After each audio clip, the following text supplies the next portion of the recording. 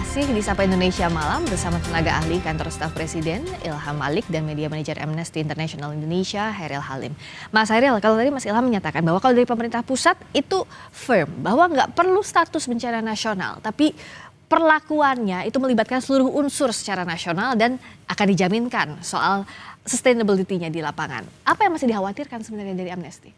Sebenarnya yang kami khawatirkan adalah dasar hukumnya. Ketika dasar hukum adalah hanya pernyataan publik tanpa ada keputusan presiden ataupun yang menetapkan status bencana nasional ini, itu yang akan bisa menghambat. Yang pertama tadi adalah sustainability. Tapi apa yang lebih penting dari penetapan status nasional ini adalah konsekuensi hukum ataupun apa ini bisa memberikan legitimasi politik bagi presiden untuk melakukan audit lingkungan setelah proses recovery terjadi.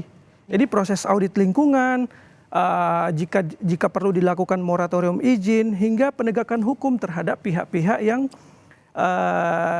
diduga bertanggung jawab atas bencana yang terjadi di Sumatera ini. Kita lihat kalau kita melihat data Walhi itu ada dari 10 tahun terakhir dari 2016 sampai 2024 itu 1,4 juta itu lahan yang menjadi terdeforestasi di ketiga wilayah provinsi ini. 1,4 juta hektar itu mungkin 20 kali luasnya Singapura ataupun seluas dengan wilayah Timur Leste secara keseluruhan satu negara, ataupun ketika kita mengambil ukurannya negara-negara lain di Eropa Barat itu setengahnya beberapa negara di Eropa Barat. Itu sangat besar deforestasi yang terjadi di sana. Oleh karena itu, mengapa status darurat nasional ini penting untuk menginvestigasi lebih jauh faktor-faktor yang menyebabkan bencana ini terjadi. Tanpa status hukum nggak bisa? Tanpa status hukum saya rasa nanti pemerintah bisa ngeles bahwa itu sudah kita lakukan penanganannya. Tapi kalau ada status hukum dari status nasional bencana nasional ini, itu akan memberikan legitimasi kepada presiden untuk melakukan langkah-langkah yang lebih jauh yang diperlukan. Ya. Nah, apa yang diperlukan di lapangan? Kita sudah terhubung saat ini dengan Bupati Aceh Utara, Ismail Ajalil, lewat sambungan Zoom. Selamat malam. Assalamualaikum warahmatullahi wabarakatuh, Pak Bupati. Ya, waalaikumsalam warahmatullahi wabarakatuh. Pak Ismail, kami turut prihatin, kami turut berduka atas musibah yang menimpa warga di Aceh Utara sebagai salah satu bagian dari Sumatera bagian utara yang terkena musibah ini. Pak Ismail, terima kasih sudah meluangkan waktu.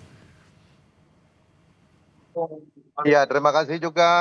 Terima kasih karena sudah meliput informasi kami yang ada di Aceh Utara menyangkut dengan bencana yang luar biasa pada hari ini. Terima kasih banyak. Terima kasih kembali Pak Ismail. Saat ini kondisinya seperti apa di sana? Apa yang paling dibutuhkan oleh warga Aceh Utara saat ini? Ya, yang pertama sekali perlu saya ceritakan yang bahwa bencana di Aceh Utara bukan bencana sembarangan. Lebih daripada tsunami kejadiannya. Karena tsunami-nya hanya kena pesisir dan hanya sebentar. Tapi ini sudah 9 hari.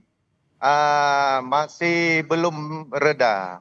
Jadi rumah satu kampung itu ada rumah tinggal rumah 18 unit, lain semua hanyut.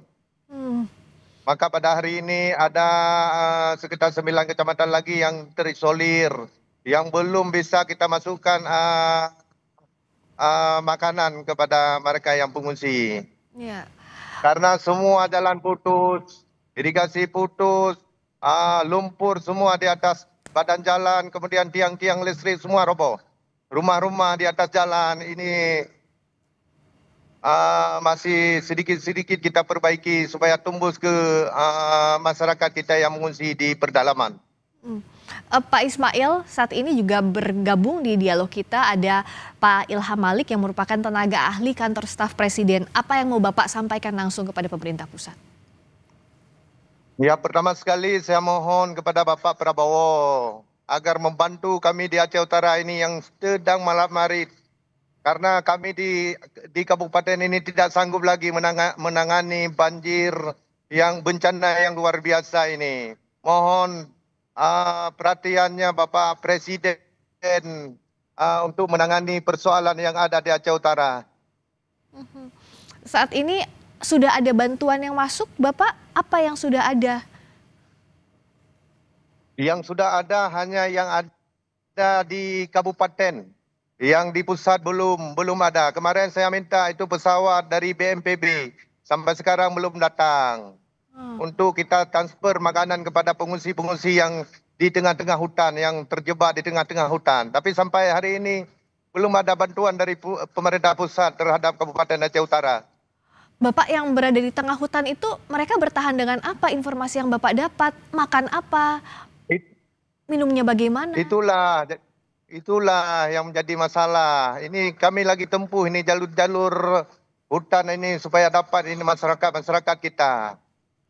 Ya, Maka dalam hal tersebut saya sudah memohon beberapa kali, tapi tidak ada yang mensikapi ini persoalan yang ada di Aceh Utara, bencana yang luar biasa ini.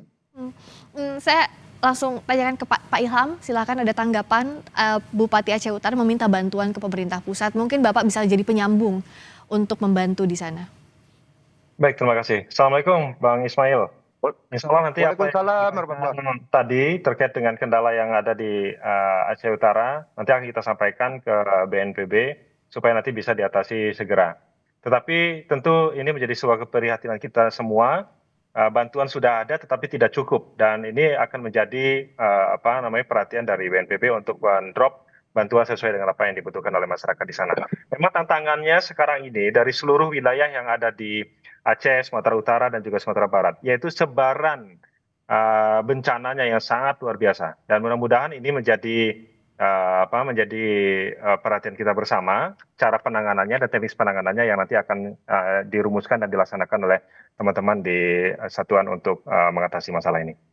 Pak Ismail, Pak Ismail, nanti informasi yang Bang sampaikan tadi akan kami sampaikan kepada Presiden. Baik, terima kasih. Ya. Silakan Pak Ismail. Terima kasih, Bang. Ya, yang pertama sekali saya ingin menyampaikan, saya sampaikan mohon dibantu Aceh Utara ini Bapak Presiden. Karena ini kami tidak sanggup, karena kerusakan jalan, kerusakan irigasi ini, kemudian menyangkut dengan bahan pokok masyarakat ini, kami tidak sanggup, maka kami minta bantu kepada Bapak Presiden. Tolonglah kami, Pak Presiden.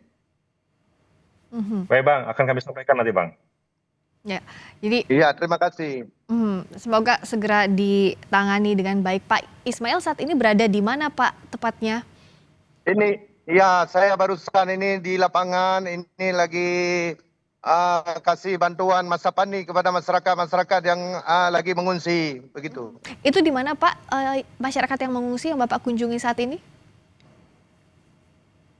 Musibah di Aceh Utara ini dari 27 kecamatan, cuma yang tidak terendam habis cuma 2 kecamatan, yang lain rata semua. Maka saya bilang lebih daripada tsunami yang terjadi di tahun 2006 kemarin. Untuk warga yang di pengungsian tentu butuh banyak bantuan. Saya akan tanyakan lebih banyak lagi.